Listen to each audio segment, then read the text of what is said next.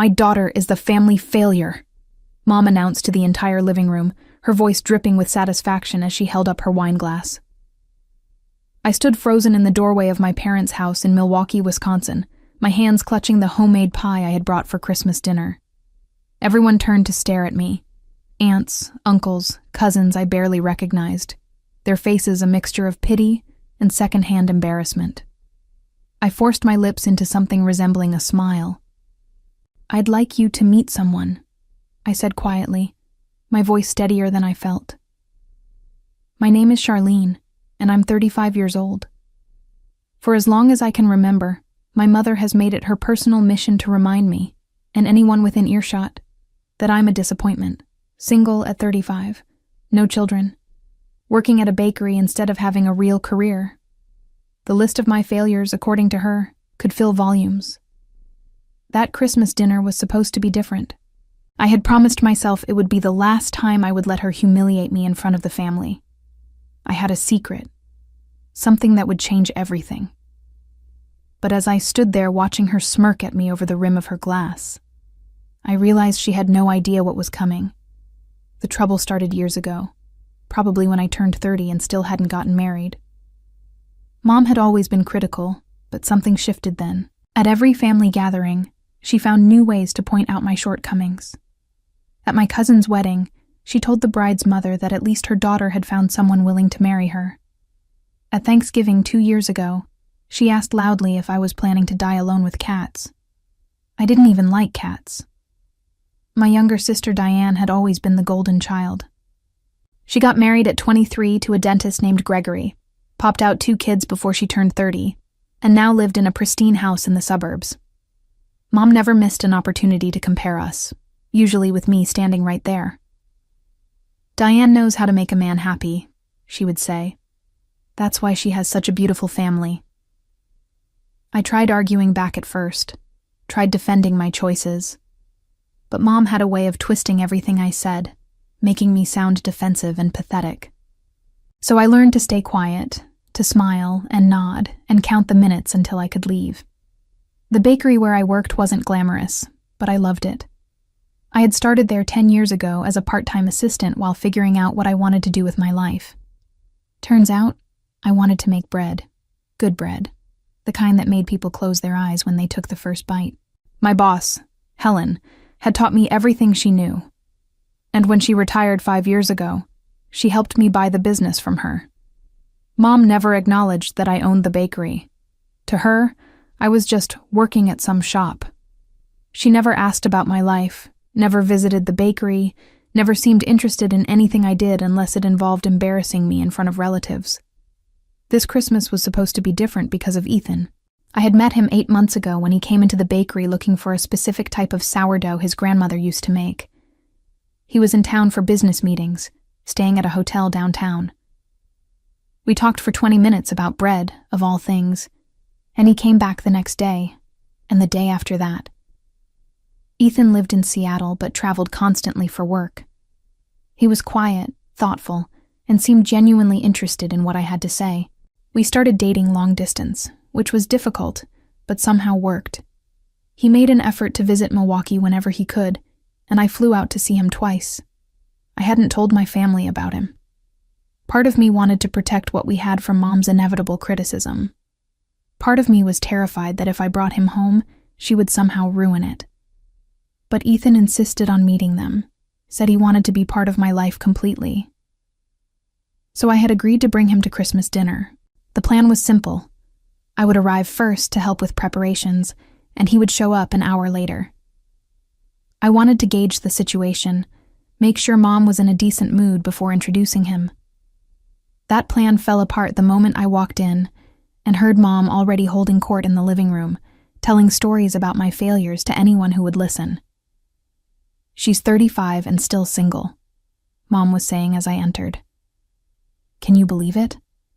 I don't know where I went wrong with that one. My Aunt Patricia made a sympathetic sound. Some women just aren't meant for marriage, I suppose. It's not that, Mom continued. It's that she has no ambition, no drive. She works at a bakery, for heaven's sake. What kind of man wants a woman who smells like yeast all day?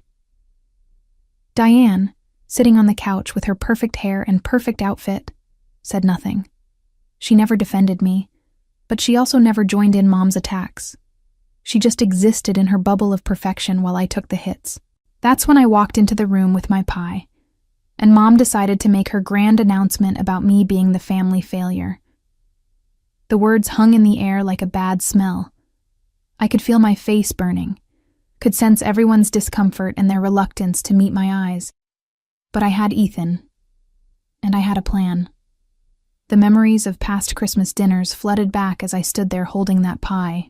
There was the year Mom bought Diane an expensive necklace and got me a cookbook titled Cooking for One. There was the Christmas she asked loudly if I was planning to freeze my eggs before it was too late. Every holiday brought a fresh humiliation, a new reminder that I wasn't living up to her standards. I had spent 35 years trying to earn her approval. I excelled in school, got good grades, stayed out of trouble. But none of it mattered because I wasn't Diane. I wasn't married with kids. I wasn't following the exact path Mom had laid out for me. The bakery became my sanctuary. Helen, my former boss and mentor, had been more of a mother to me than my own mom ever was. When she decided to retire, she sat me down in the back office and told me she wanted me to buy the business. "You have a gift," she said, "and I won't watch you waste it because you're too afraid to believe in yourself." I was terrified. Taking out a loan, becoming a business owner, it felt impossible. But Helen believed in me, and somehow that made me believe in myself. I worked with a local bank, got the loan approved, and bought the bakery. That was 5 years ago, and every year since had been better than the last. Mom never came to the grand reopening. She never asked how business was going. She never acknowledged that I had done something difficult and succeeded at it. To her, I was still just working at a bakery, nothing more. Ethan changed everything. When he first walked into the bakery that day in April, I almost didn't notice him. It was the morning rush, and I was covered in flour, frantically trying to keep up with orders. He waited patiently in line, and when he got to the counter, he asked if we had a traditional San Francisco-style sourdough. "My grandmother used to make it," he explained. "I've been looking for something similar for years." I didn't have exactly what he wanted, but I offered to make a custom loaf for him. He agreed immediately, and came back 2 days later to pick it up. When he tasted it, he closed his eyes and smiled. "This is it," he said. "This is exactly what I remember." We started talking after that. He told me about his grandmother, about growing up in California, about how food memories were the strongest ones he had. I told him about learning to bake, about the satisfaction of creating something with my own hands. He came back every day of his trip, sometimes just for coffee, sometimes to try whatever new pastry I had made. On his last day in Milwaukee, he asked for my number. I gave it to him, not really expecting anything to come of it. But he called that same evening, and we talked for 2 hours. He called again the next night, and the night after that. Our relationship developed slowly, carefully. He told me about his work, something in technology, though he was modest about the details. I learned he traveled constantly, that he was based in Seattle, but spent more time in hotels than at home. He seemed lonely, despite his success, and I understood that feeling completely. When he finally told me what he did for a living, I laughed. I thought he was joking. But he pulled up articles on his phone, showed me pictures of himself at industry conferences, proved that he was exactly who he claimed to be. Ethan was the founder and CEO of a major tech company, the kind of company you read about in business magazines. "Why didn't you tell me sooner?" I asked. "Because I wanted you to know me first," he said. "Not what I've built or how much money I have. Just me." I appreciated that more than he knew. I had spent my entire life being judged for what I wasn't. Ethan saw me for who I was and seemed to like that person. We made our relationship work despite the distance. He flew to Milwaukee whenever he could, often just for a weekend. I visited Seattle twice, marveling at his sleek apartment with its view of the water. We talked every night, shared our days, built something real. But I kept him separate from my family. I couldn't bear the thought of Mom tearing him down the way she tore down everything else in my life. What if she said something so awful that he started to see me differently? What if her constant criticism finally revealed some truth about me that would make him leave? Ethan didn't understand my reluctance. He grew up in a warm, supportive family. His parents encouraged his dreams, celebrated his successes. The concept of a mother who actively worked to undermine her daughter's happiness was foreign to him. "I want to meet them," he said one night in November. "I want to be part of your whole life, not just the parts you show me." I tried to explain what my family was like, particularly Mom. I told him about the constant criticism, the comparisons to Diane, the public humiliations. He listened carefully, then took my hand. "Let me be there with you," he said. "You shouldn't have to face that alone." So I agreed to bring him to Christmas dinner. I planned it carefully. I would arrive early to help with preparations, and he would come later after everyone had settled in. That way I could assess Mom's mood, maybe even warn him if things were particularly bad. The plan fell apart the moment I walked into the house and heard Mom already destroying me in front of the entire family. Standing there with that pie in my hands, listening to my mother call me the family failure, I felt something shift inside me. It wasn't anger exactly, though there was plenty of that. It was more like clarity. A sudden, sharp understanding that this pattern had to end. I had texted Ethan as soon as I arrived, telling him to wait before coming in. Now I pulled out my phone and sent another message. "Come now. It's time." Mom was still holding court, seemingly energized by her audience. "I don't know what I'm supposed to tell people," she continued. "When they ask about my daughters, I can brag about Diane all day. But Charlene, what am I supposed to say about a 35-year-old baker with no prospects?" My Aunt Patricia shifted uncomfortably. "Well, some people are late bloomers." "Late bloomers?" Mom laughed. "Patricia, she's not going to bloom. This is it. This is all she'll ever be." Diane finally spoke up, her voice soft. "Mom, maybe we should talk about something else." "Why? Because the truth hurts?" Mom turned to look at me directly for the first time. Maybe if someone had been honest with her years ago, she would have made better choices. But no. Everyone wanted to be supportive and encouraging. Look where that got us. I set the pie down on the entry table.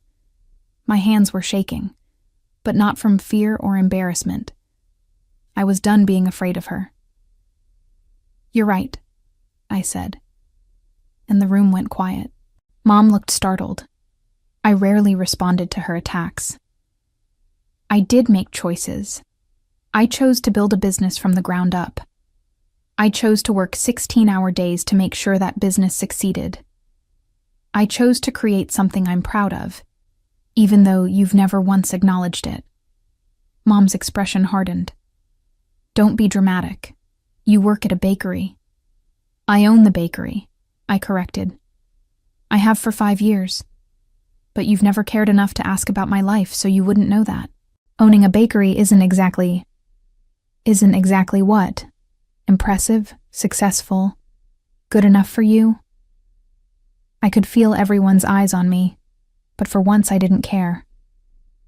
"Nothing I do will ever be good enough for you because I'm not Diane. I don't have the right kind of marriage or the right kind of life. I'm just me, and that's never been acceptable to you." The doorbell rang, cutting through the tension. Mom looked annoyed at the interruption. "Who else is coming? Everyone's already here." I walked to the door, my heart pounding. When I opened it, Ethan stood there in a perfectly tailored suit, holding a bottle of expensive wine. He looked calm, confident, and completely unbothered by the chaos he was about to walk into. "Hi," he said softly. just for me. You okay? I nodded, taking his hand. I am now. We walked back into the living room together. Mom was still standing in the center of the room, her face showing irritation at having her moment interrupted. Diane had moved to the couch, looking worried. The rest of the family seemed frozen, unsure what was happening. Everyone, I said, my voice stronger now. I'd like you to meet someone. This is Ethan. He smiled warmly at the room, completely at ease. It's great to finally meet Charlene's family. I've heard so much about all of you. Mom's eyes narrowed as she assessed him. I could see her taking in the expensive suit, the confident posture, the way he held himself. She was trying to figure out what angle to use, how to diminish him the way she diminished everything else in my life. And what do you do, Ethan? She asked, her tone suggesting she expected something disappointing. I work in technology, he said simply. Technology, Mom repeated, as if the word was distasteful. So you're one of those computer people? In a way, Ethan said, still smiling. I founded a company about 12 years ago. We develop software solutions for healthcare systems. It's been pretty successful. My Uncle George, who had been quiet until now, suddenly sat up straighter. Wait, what company? Ethan named it, and I watched Uncle George's face change. He was a hospital administrator, and apparently he knew exactly what Ethan's company did. You're kidding, Uncle George said. We use your software at the hospital.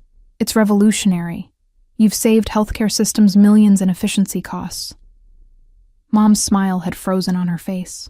She looked between Ethan and Uncle George, trying to understand what was happening. Diane was staring at Ethan with wide eyes, and I could see her pulling out her phone under the table, probably to Google him. Well, that's nice, Mom said, her voice tight. How did you two meet? At Charlene's bakery, Ethan said, and his smile widened. I tried her sourdough and fell in love. With the bread first, then with her. Her bakery, Mom said flatly. The place she owns, yes. It's an amazing business. The way she's grown it over the past 5 years, the loyalty she's built with customers, the quality of her products. It's really impressive. He looked at me with genuine warmth. She's brilliant at what she does. I watched something crumble in Mom's expression. It wasn't remorse or regret. She wasn't capable of that. It was the realization that her favorite weapon, my supposed failure, was no longer available to her. I wasn't single and desperate. I wasn't unsuccessful. I wasn't the disappointment she had spent years telling everyone I was. Diane had found something on her phone. She looked up at me, then at Ethan, her mouth slightly open. He's worth hundreds of millions, she whispered to Mom, though everyone heard it. The room went completely silent. Mom's face went through a series of expressions: shock, disbelief, then something that looked almost like pain. But it wasn't the pain of regret or shame. It was the pain of losing control, of watching her carefully constructed narrative crumble in front of everyone. Hundreds of millions? She repeated, her voice strained.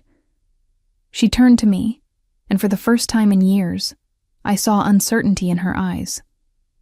Charlene, why didn't you tell us?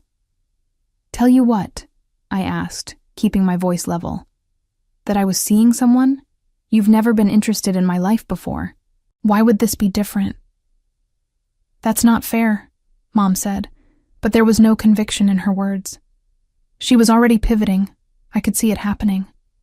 She was looking for a way to make this about her, to twist it, so she came out looking like the victim or the hero. We've always cared about you. Ethan squeezed my hand gently. He had been watching the exchange with interest, and I could tell he was starting to understand what I had been dealing with all these years. Diane was still staring at her phone, scrolling through articles. He was on the cover of Forbes, she said, her voice barely above a whisper. And Business Week. And she looked up at Mom. How did we not know about this? Because Charlene didn't tell us, Mom said quickly, regaining some of her composure. She turned to the rest of the family with a smile that didn't reach her eyes.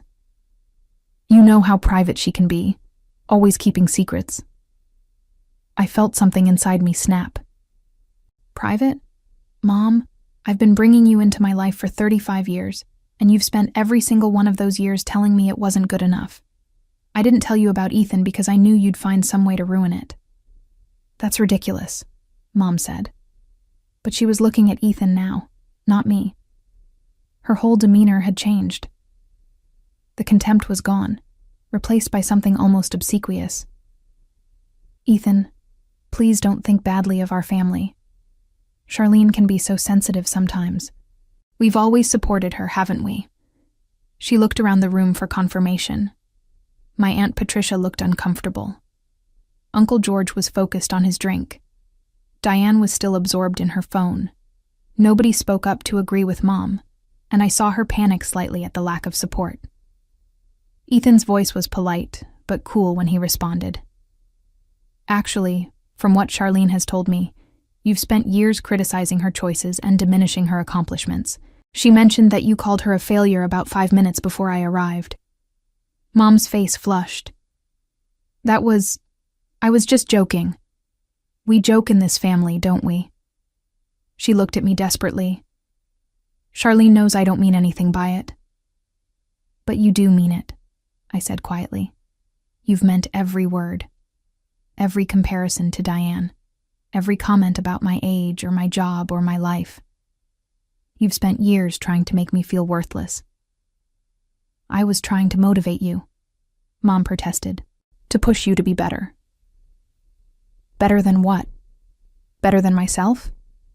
I built a successful business. I created something meaningful. But you never saw that because you were too busy being disappointed that I wasn't living the exact life you wanted me to live. Diane finally looked up from her phone. Charlene, I had no idea you felt this way. How could you know? I turned to my sister.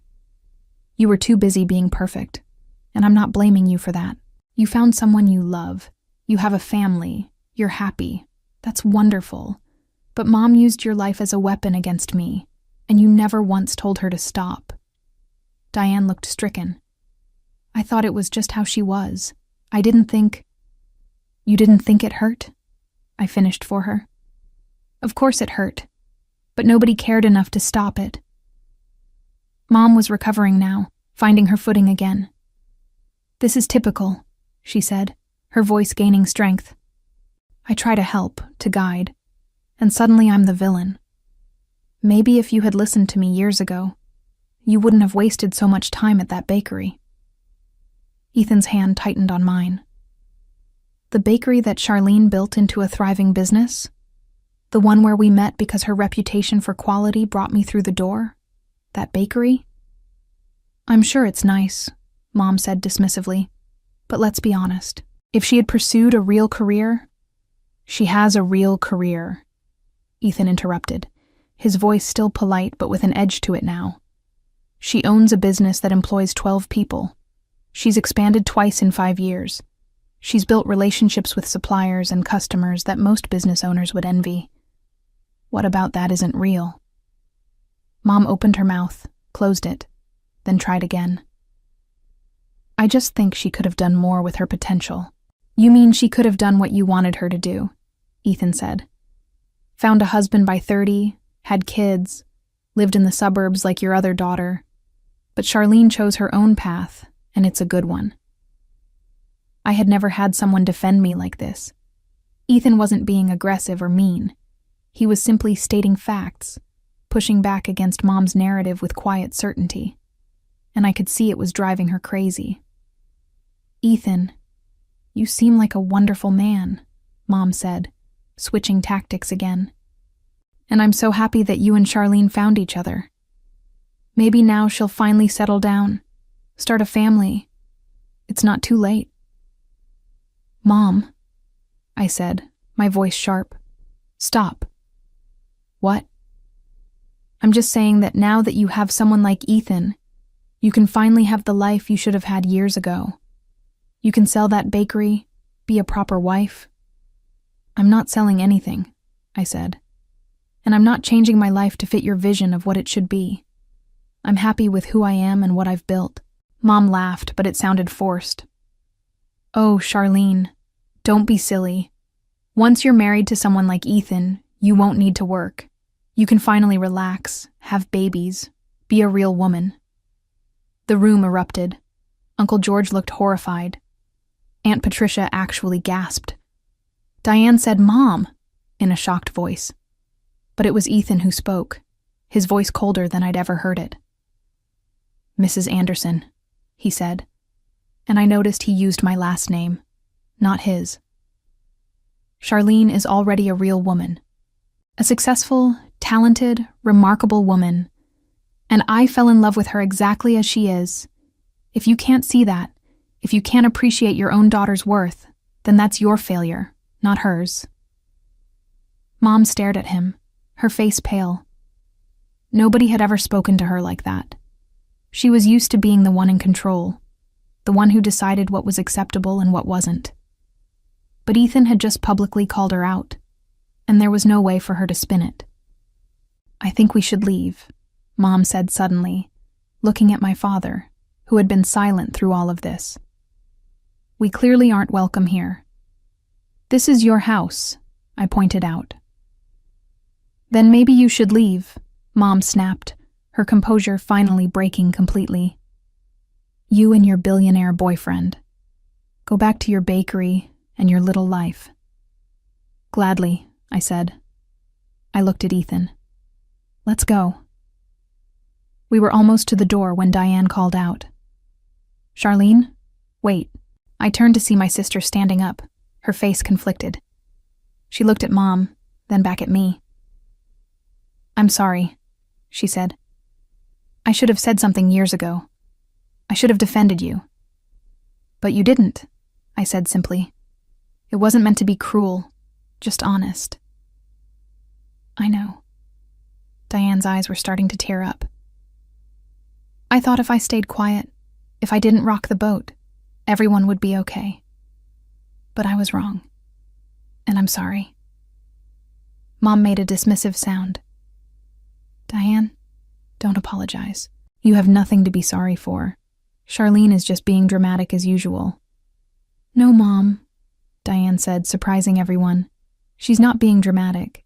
You've been awful to her for years, and I let it happen because it was easier than standing up to you." Mom's face went red. "How dare you speak to me that way? After everything I've done for you, for this family." "You've done a lot for me," Diane agreed. "But you've been cruel to Charlene, and it needs to stop." "I won't stand here and be attacked by my own children," Mom said, her voice shaking with anger. "First, Charlene brings this stranger into our home and turns everyone against me, and now you're joining her? This is unbelievable." Ethan spoke again, his voice measured. "I'm not a stranger trying to turn anyone against you. I'm simply someone who loves your daughter and can see clearly what you've been doing to her. And I think deep down, everyone in this room can see it too." I looked around and saw that he was right. Aunt Patricia was nodding slightly. Uncle George couldn't meet Mom's eyes.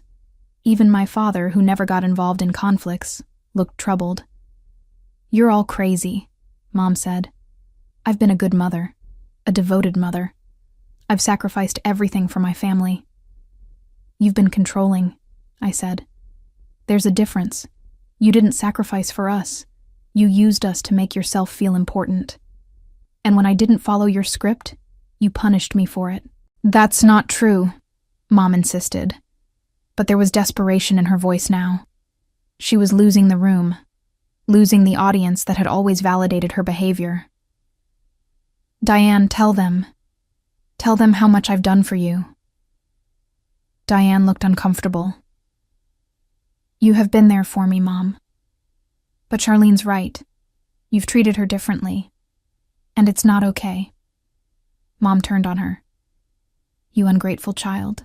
After everything, the wedding I paid for, the down payment on your house, all the babysitting. which you held over my head every time I didn't do exactly what you wanted, Diane said quietly. I love you, Mom, but you're not always easy to love. The room was silent. Mom looked around wildly, seeking support, but found none. Everyone was looking at her with varying degrees of discomfort or pity. She had built her identity on being the matriarch, the one everyone deferred to, and now that foundation was cracking. Fine, she said finally, her voice brittle. Leave, all of you. See if I care. I don't need any of you. Nobody moved. We all stood there, frozen in the awkwardness of the moment. Then my father spoke for the first time. Margaret, he said quietly, maybe we should talk about this. Really talk about it. Talk about what? Mom snapped. About how our daughters are turning on us? About how some tech millionaire shows up and suddenly I'm the villain? About how you've treated Charlene, Dad said. Because she's right. You have been cruel to her. Mom stared at him like he'd slapped her. You're taking her side? I'm not taking sides, Dad said. I'm just acknowledging the truth. And the truth is that you've been unfair to Charlene for a long time.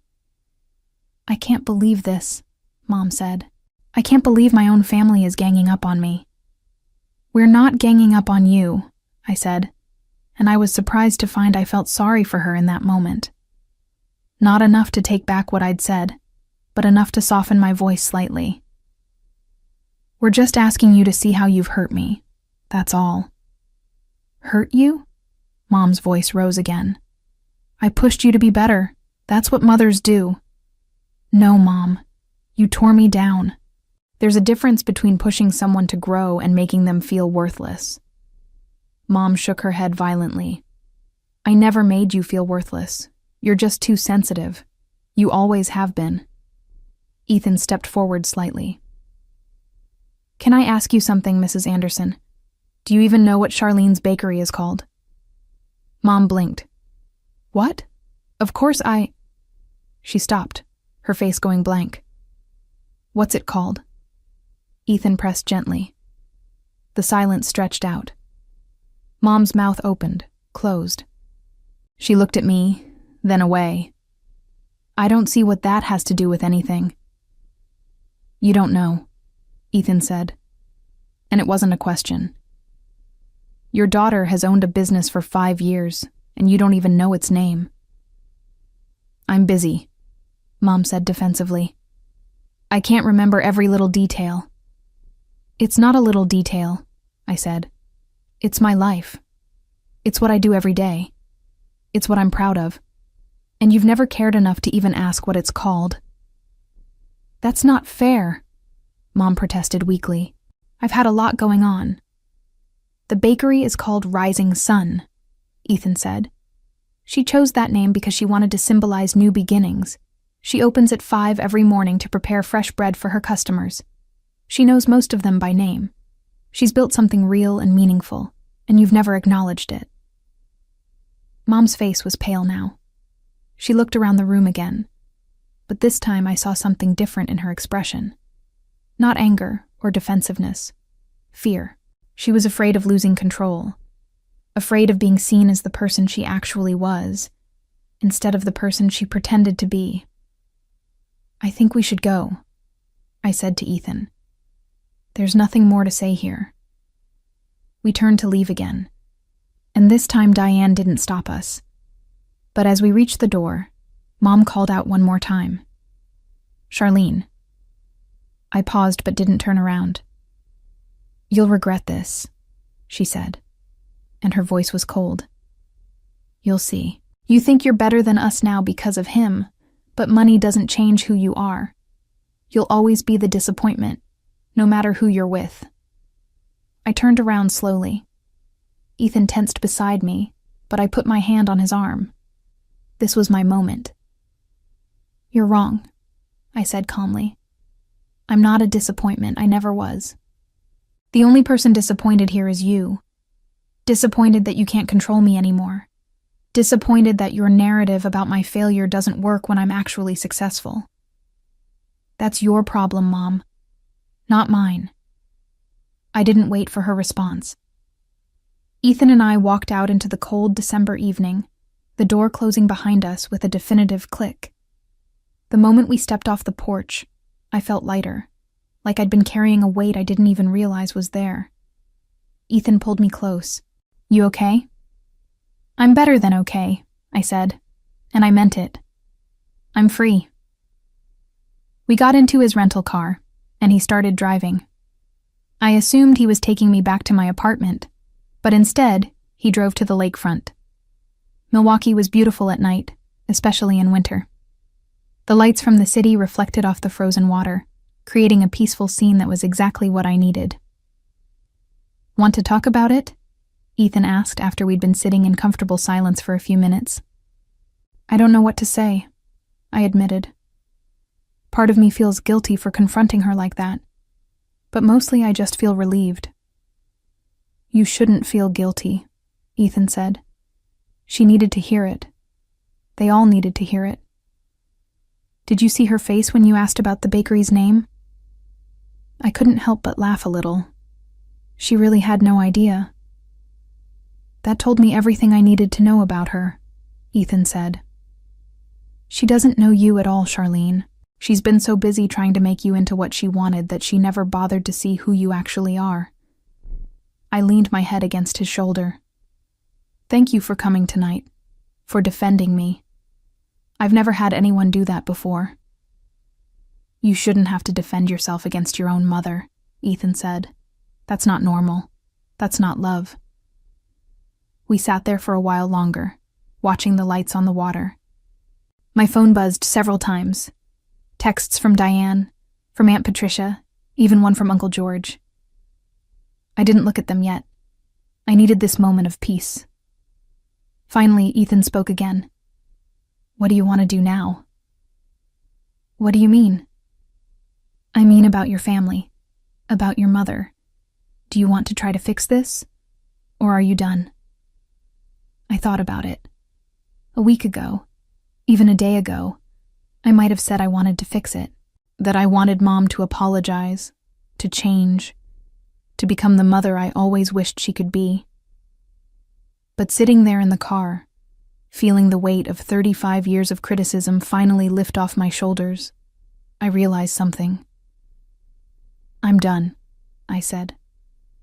I'm done trying to earn her love. I'm done making excuses for her behavior. I'm done letting her make me feel small. Are you sure? Ethan asked gently. Because once you make that choice, I'm sure, I interrupted. I've spent my whole life trying to be enough for her, and it was never going to work because the problem was never with me. It was with her, and I can't fix that. Ethan kissed the top of my head. Then I support you. Whatever you decide, I'm with you. We drove back to my apartment in comfortable silence. When we got there, I finally looked at my phone. Diane had sent several messages. I'm so sorry. I should have stood up for you years ago. Can we talk? I understand if you hate me. I stared at the messages for a long time. Part of me was angry at Diane. She had stood by while Mom tore me down for years. She had benefited from being the golden child while I took all the hits. But another part of me remembered that she was a victim too, just in a different way. Mom's love had always come with conditions, even for her. I texted back. I don't hate you, but I need some time. Her response was immediate. I understand. I love you. I didn't respond to that. I wasn't ready to yet. Ethan stayed with me that night. We ordered takeout and watched old movies, and I felt more at peace than I had in years. Around midnight, my phone rang. It was Mom. I stared at the screen, my finger hovering over the answer button. Ethan looked at me questioningly. You don't have to answer it, he said. I know. But I was curious. I answered and put it on speaker. Charlene? Mom's voice sounded strange, strained. We need to talk. What about? About tonight. About everything. There was a pause. Maybe I was a bit harsh. A bit harsh? I repeated, incredulous. Mom, you called me a failure in front of the entire family. I was joking, she said, but there was no conviction in it. You know how I am. Yes, I do know how you are. That's the problem. Don't be dramatic, Mom said, and just like that, the familiar dynamic was back. I'm trying to apologize here. No, you're not, I said. You're trying to make this go away without actually taking responsibility for anything you've done. That's not true, Mom protested. I'm calling you, aren't I? I'm trying to make peace. Why now? I asked. Is it because you're genuinely sorry, or is it because you're embarrassed about what happened in front of the family? Or maybe it's because you realize that my boyfriend has money and suddenly I'm worth your time? The silence on the other end told me everything I needed to know. I thought so, I said. Mom, until you can actually acknowledge how you've treated me, really acknowledge it, not just brush it off as being harsh or joking, we don't have anything to talk about. Charlene, don't be like this. I'm your mother. Being my mother doesn't give you the right to treat me however you want, I said. It doesn't give you permission to tear me down, to compare me to Diane, to make me feel worthless for not living the exact life you wanted me to live. I never made you feel worthless, Mom said, and she actually sounded like she believed it. You're being too sensitive. And you're being delusional, I said, surprising myself with my bluntness. But that's not my problem anymore. I'm done trying to make you see what you've done. I'm done trying to be enough for you. So what? You're just going to cut me out of your life, after everything I've done for you. What have you done for me, Mom? Besides criticize and belittle me? Besides make me feel like a disappointment for 35 years? I took a deep breath. I'm not cutting you out, but I'm also not going to keep subjecting myself to your abuse. If you ever want a real relationship with me, you know what you need to do. You need to actually be sorry. Not sorry that you got called out, not sorry that things are uncomfortable now. Sorry for how you've treated me. This is ridiculous, Mom said, her voice turning cold again. You're throwing away your family over nothing. It's not nothing to me, I said. Goodbye, Mom. I hung up before she could respond. The week after Christmas was strange. I went back to work at the bakery, falling into my familiar routine of early mornings and the comforting smell of fresh bread. But everything felt different now. Lighter somehow, like I'd been holding my breath for years and could finally exhale. Ethan had to fly back to Seattle for meetings, but we talked every night. He asked how I was doing, if I'd heard from my family. I told him about Mom's phone call, about how she couldn't even give me a real apology. I'm proud of you, he said, for standing up for yourself. I should have done it years ago, I admitted. Maybe. But you did it when you were ready. That's what matters. Diane texted me several times throughout the week. Nothing pushy, just small messages letting me know she was thinking about me. On Thursday, she asked if we could meet for coffee. I agreed, curious about what she wanted to say. We met at a cafe downtown, neutral territory. Diane looked tired when she arrived, her perfect facade cracking slightly. She ordered a latte and sat across from me, fidgeting with her cup. Thank you for coming, she said. Of course. I've been thinking a lot about Christmas, Diane continued, about everything that happened, and about all the years before that. She looked up at me, her eyes red. I was a coward, Charlene.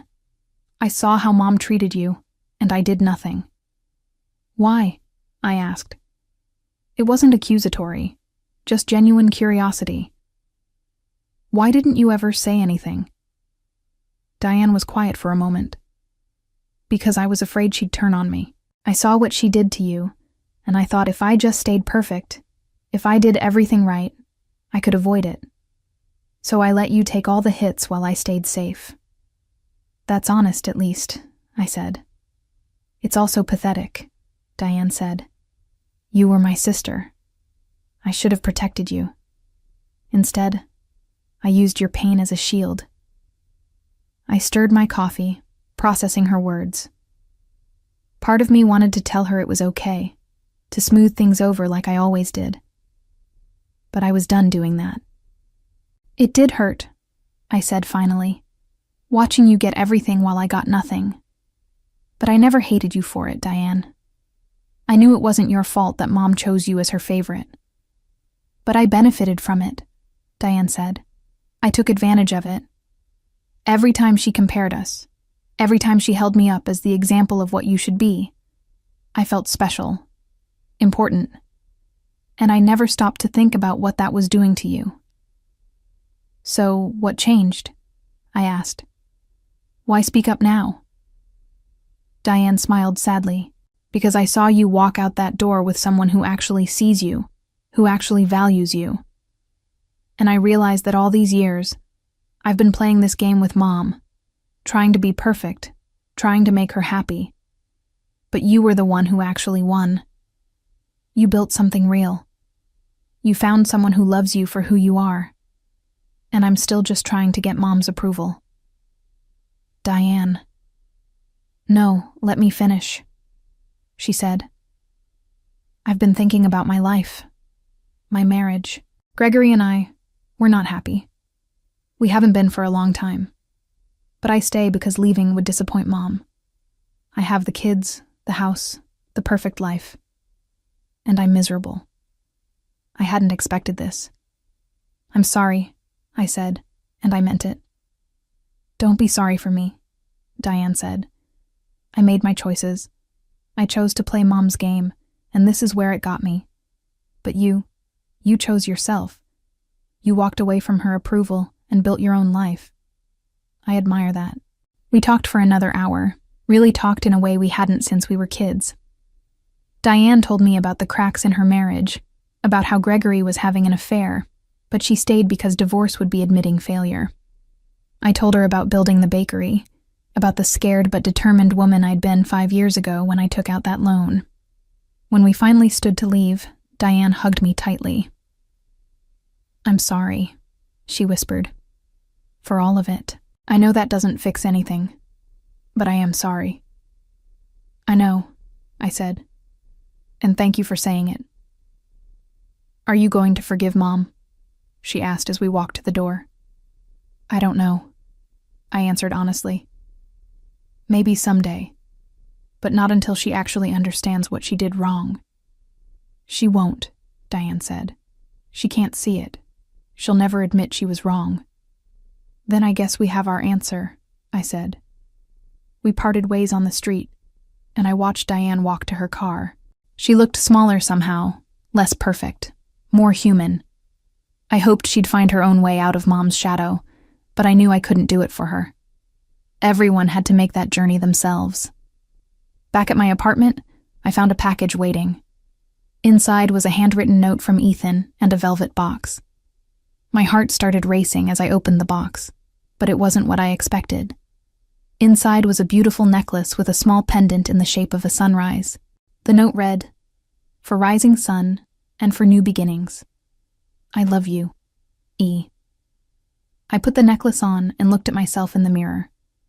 The woman staring back at me looked different than she had a week ago. Stronger, freer, happier. January came, bringing bitter cold and a fresh start. The bakery was busy with people returning to work after the holidays, wanting their familiar morning routines.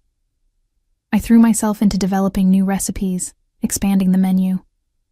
My staff noticed the change in me. I was more confident, more decisive. Whatever happened over Christmas, my assistant manager Helen said one morning, "It was good for you." I smiled. It really was. Ethan came back to Milwaukee for a long weekend in mid-January. We spent most of it at my apartment, cooking together and talking about the future. On Sunday morning, as we sat drinking coffee, he brought up something I'd been avoiding thinking about. "Have you heard from your mom?" "She's texted a few times," I admitted. "Mostly just acting like nothing happened." asking when I'm coming over for dinner, that sort of thing.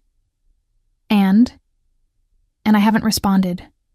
I don't know what to say to someone who refuses to acknowledge reality. Ethan was quiet for a moment.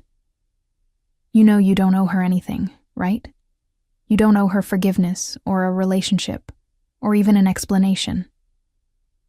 I know, I said. But she's still my mother. Part of me wants to believe she'll change. People don't change unless they want to, Ethan said gently. And from what you've told me, your mom doesn't think she's done anything wrong. He was right, of course. Mom had sent texts like, "When are you going to stop this silly fight?" and "I miss my daughter." But never "I'm sorry" or "I was wrong." Never anything that acknowledged what she'd actually done. The following week, Aunt Patricia called me. "Charlene, honey, I need to tell you something." "What's wrong?" "It's your mother. She's been telling everyone that you're being manipulated, that Ethan has turned you against your family." I laughed, but it was bitter. Of course she is. She can't possibly admit that the problem is her behavior, so she has to find someone else to blame. "I just thought you should know," Aunt Patricia said. "Some people are believing her. You know how she can be. Very convincing when she wants to be. Let her tell whatever story she wants," I said. "The people who matter know the truth." "I know the truth," Aunt Patricia said quietly. "I've known for years how she treated you. I'm ashamed I never spoke up." "Why didn't you?" I asked, genuinely curious. "Same reason as everyone else, I suppose. It was easier not to. Margaret has always been difficult. Standing up to her means becoming her target, and nobody wanted that." She paused. "But that's not an excuse. You deserved better from all of us." After we hung up, I sat thinking about Mom's new narrative. Of course, Ethan was the villain in her story. She couldn't accept that I had chosen to stand up for myself, so she had to create a scenario where I was the victim of manipulation. It was almost funny in its predictability. But the real blow came a few days later when Diane called, sounding panicked. "Charlene, Mom's planning something." "What do you mean?" "She's organizing a family intervention. She's calling everyone, aunts, uncles, cousins, and telling them you're in an abusive relationship, that Ethan has isolated you from your family and she needs to save you." I felt anger surge through me. "She's doing what?" "It gets worse. She's saying that if everyone comes together and confronts you, you'll see the truth. She's planning it for this Sunday at the house." "I can't believe this," I said, though part of me could absolutely believe it. This was exactly the kind of thing Mom would do. Turn herself into the hero, make me the victim who needed saving, and completely ignore the actual issues. "What are you going to do?" Diane asked. "I'm going to end this," I said. "Once and for all." I called Ethan immediately and told him what was happening. His response was immediate. "Let's go. Let's go to this intervention and set the record straight." "Ethan, it's going to be ugly." "I don't care. She's crossed a line. Telling people you're being abused? That's not just insulting to you. It's insulting to people who actually are in abusive situations." He was right. Mom had gone too far. It was one thing to criticize me in private or even in front of family. But spreading lies about Ethan, painting him as an abuser to manipulate the family, that was something else entirely. I spent the rest of the week preparing. I gathered evidence, bank statements from the bakery showing its success, the loan documents from when I bought it, photos of awards the bakery had won. I also reached out to several family members privately, people like Uncle George and Aunt Patricia who had witnessed Mom's behavior. By the time Sunday arrived, I was ready. Ethan flew in Saturday night, and we drove to my parents' house together. The driveway was full of cars. Mom had really pulled out all the stops, getting nearly the entire extended family there. "Ready?" Ethan asked as we sat in the car. Ready, I said. We walked to the door together. I didn't bother knocking, just walked right in. The living room was packed with people. They all turned to look at us, their expressions ranging from concern to curiosity to embarrassment. And there, standing in the center of it all like a conductor before an orchestra, was Mom. "Charlene," she said, her voice dripping with false concern. "Thank God you're here. We need to talk about what's happening to you." I looked around the room, making eye contact with each person. Then I smiled. "Yes, Mom. Let's talk about what's been happening. Let's talk about all of it." Mom faltered slightly at my tone, but she recovered quickly. "Everyone here cares about you, Charlene. We're worried about your relationship with this man." "This man has a name," Ethan said calmly. "I'm Ethan, in case anyone's forgotten." "Of course," Mom said, though she didn't look at him. "Ethan, we're not attacking you. We're just concerned about how quickly this relationship has progressed, and how Charlene has cut herself off from her family." "I haven't cut myself off from anyone," I said. "I set a boundary. There's a difference." Uncle George cleared his throat. "Charlene, your mother says you've been acting strangely, that you've changed." "I have changed," I agreed. "I've stopped accepting abuse. Is that what concerns everyone?" There was uncomfortable shifting in the room. Aunt Patricia spoke up. "Margaret, maybe we should—" "Patricia, please," Mom interrupted. "Let me handle this." She turned back to me, her expression shifting to something that might have passed for maternal concern. "Sweetheart, I know you think I've been hard on you, but everything I've done has been out of love. And now I'm afraid that Ethan has taken advantage of your vulnerability." "My vulnerability?" I repeated. "You mean the vulnerability you created by spending 35 years telling me I was worthless?" "That's not what I did," Mom protested, looking around for support. "I pushed you to be better. That's what parents do." I pulled out my phone and opened the voice recording app. "I've been recording our conversations for the past 3 years," I said. "Would you like me to play some of them, so everyone can hear exactly what kind of pushing you did?" Mom's face went white. "You recorded me?" "I did. I wanted proof of what was happening because I knew you'd deny it, just like you're doing now." I looked around the room. At last Thanksgiving, Mom told me I was pathetic for not having children.